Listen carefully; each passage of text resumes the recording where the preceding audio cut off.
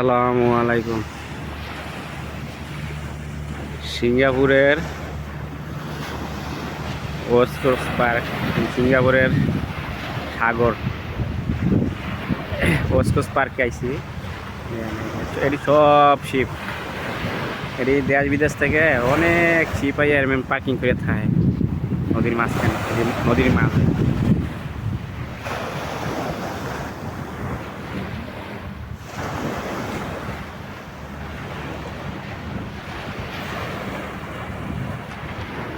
নদীতে প্রচুর তুফান উঠতেছে আর কি।